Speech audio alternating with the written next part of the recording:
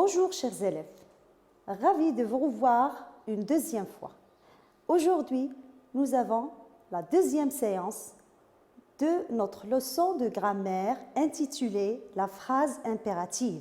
Elle sera consacrée à des exercices d'entraînement et d'évaluation. Alors, préparez vos feuilles, vos stylos pour participer avec moi. Commençons notre leçon. Avant de commencer nos exercices, nous allons faire un petit rappel sur tout ce que nous avons vu la dernière fois à propos de la phrase impérative. Pour cela, vous allez devoir me répondre sur qu'est-ce qu'une phrase impérative. À partir de ce que nous avons vu la séance précédente, qu'est-ce qu'une phrase impérative?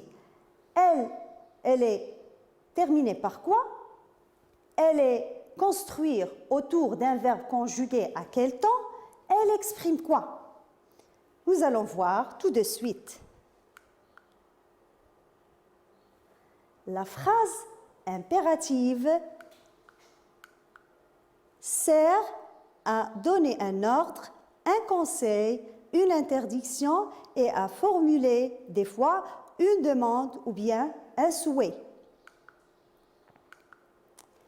Elle se termine par un point simple ou par un point d'exclamation. Elle est bien sûr construite autour d'un verbe conjugué à l'impératif. Alors, voilà ce que nous avons vu la première séance à propos de la phrase impérative. Alors, je vous donne maintenant quelques exemples. Empruntez le passage des piétons quand vous traversez. Cette phrase exprime un conseil. Ne traversez pas quand le feu est vert. Là, on exprime une interdiction. Respectons le code de la route, c'est l'expression d'un ordre. Alors, comme vous savez, mes chers élèves, la dernière fois, nous avons vu les caractères d'une phrase impérative. Mais aujourd'hui, je vais vous ajouter quelque chose puisque vous avez déjà vu la leçon de conjugaison intitulée l'impératif présent. Alors, comme vous le savez, l'impératif présent, il y a seulement 3 personnes. Alors, la phrase impérative, puisqu'elle est construite autour d'un verbe conjugué à l'impératif, donc, elle aussi sera autour de 3 personnes, comme vous allez voir avec moi. Alors, il n'y a que 3 personnes possibles pour la conjugaison. La deuxième personne du singulier, qui correspond à tu, la première personne du pluriel et qui correspond à nous, et la deuxième personne du pluriel qui correspond à vous. Alors, ce sont les 3 personnes possibles pour la conjugaison dans une phrase impérative. Alors, passons maintenant aux exercices. J'espère que vous avez bien préparé des stylos et des feuilles pour participer avec moi. Tout d'abord, commençons par des exercices d'entraînement. Premier exercice, ces phrases sont du type impératif, vrai ou faux.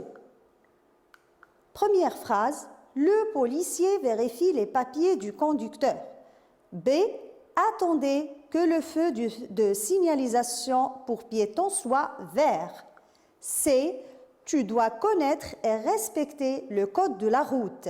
D, respecter la limitation de vitesse. E, cet espace est réservé aux piétons. F, interdiction de stationner. Et la dernière phrase, ne te gare pas dans cette rue à sens unique. Chers élèves, qu'est-ce que vous allez faire maintenant? Vous allez prendre vos feuilles, vous allez noter A, B, C, D, E, F, G pour les phrases. Et vous allez répondre ou bien par V pour la réponse vraie ou bien par F quand la réponse est faux. Alors, j'espère que vous participez avec moi et nous allons prendre phrase par phrase. Alors, première phrase, la phrase A, le policier vérifie les papiers du conducteur. Qu'est-ce que vous avez répondu à cette phrase? Le policier vérifie les papiers du conducteur. C'est faux, ce n'est pas une phrase impérative. Pourquoi? Parce que vérifie est un verbe qui est conjugué au présent de l'indicatif. Donc, ce n'est pas une phrase impérative. Phrase B. Attendez que le feu de signalisation pour piétons soit vert. Attendez que le feu de signalisation pour piétons soit vert. Alors, vous avez répondu? C'est vrai, très bien, c'est vrai, parce que notre verbe ici est conjugué à l'impératif. Passons à la troisième phrase, la phrase C. Tu dois connaître et respecter le code de la route. Alors, regardez bien et écrivez votre réponse, S, V ou F. Eh bien, c'est faux. Ce n'est pas une phrase impérative. Pourquoi? Ici aussi, notre verbe n'est pas conjugué à l'impératif et nous avons ici le sujet ou bien le pronom personnel qui est devant le verbe. La phrase D, respecter la limitation de vitesse. Qu'est-ce que vous en dites, les enfants? C'est vrai, très bien, bravo. Alors pourquoi notre verbe ici est conjugué à l'impératif, donc cette phrase est une phrase impérative. La phrase E, cet espace est réservé aux piétons. Faux, très bien, bravo. Phrase suivante, F, interdiction de stationner. Regardez bien cette phrase, interdiction de stationner. Votre réponse? Eh bien, c'est faux. Oui, c'est faux. Pourquoi? Parce que ici, même s'il y a une interdiction, nous n'avons pas de verbe conjugué à l'impératif, donc la phrase n'est pas une phrase impérative. Et pour la dernière phrase, ne te gare pas dans cette rue à sens unique. Alors, la réponse c'est vrai, parce qu'il y a une négation, une interdiction, donc cette phrase est une phrase impérative. Alors, nous allons passer maintenant à l'exercice suivant, c'est-à-dire le deuxième exercice de l'entraînement. Alors, je vous lis la question qu'expriment les phrases suivantes. Phrase A. Alors, comme vous le savez, nous avons déjà parlé de ce que exprime la phrase impérative. Elle exprime ou bien un ordre, ou bien un conseil, ou une interdiction. Alors, vous allez me dire à chaque fois qu'est-ce qu'elle exprime, cette phrase, devant vous. Alors, la phrase A. Pour votre sécurité, ne restez pas près des quais. La phrase B. Vérifiez que le casque est de bonne qualité avant de l'acheter. Phrase C. Donnez-moi vos papiers. D. Ne passe pas, le feu est vert. Porte ton casque. Et la phrase F. Ne jouez pas au ballon dans la rue. Très bien. Alors, vous avez réfléchi? Corrigeons ensemble. Qu'expriment les phrases suivantes? A. Pour votre sécurité, ne restez pas près des quais. Ne pas. Ça vous rappelle quelque chose, les élèves? Alors, ne pas, c'est pour interdire. Donc, c'est une interdiction. Phrase B. Vérifiez que le casque est de bonne qualité avant de l'acheter. Alors, vérifiez que le casque est de bonne qualité avant de l'acheter. C'est un conseil. Très bien, c'est un conseil. Et la phrase C, donnez-moi vos papiers. Donnez-moi vos papiers. C'est un ordre, oui, c'est un ordre. La phrase D, ne passe pas, le feu est vert. Alors, regardez bien, ne pas. C'est une interdiction. Très bien, les élèves, c'est une interdiction. La phrase E, porte ton casque. Alors, qu'est-ce que vous avez répondu? Un ordre, très bien. Un ordre. La dernière phrase, ne jouez pas au ballon dans la rue. Et là, c'est une interdiction aussi. Très bien. Alors, nous allons maintenant passer à un autre type d'exercice. Alors, nous passons pour voir les exercices d'entraînement. Mais avant de vous présenter les exercices d'entraînement, je vais vous faire un petit rappel sur la transformation d'une phrase déclarative en une phrase impérative. Alors, regardez les exemples que je vous propose sur le tableau. Alors, transformer une phrase déclarative en phrase impérative se fait comme suit. Prenons la première phrase. Tu dois quitter la chaussée. Là, c'est une phrase déclarative. Nous allons la transformer en une phrase impérative. Alors, quand on veut transformer une phrase déclarative en une phrase impérative, il faut faire attention aux pronoms personnels. Alors, ici, nous avons tu, c'est-à-dire deuxième personne du singulier. Donc, qu'est-ce qu'on va dire? Et le verbe, c'est quitter.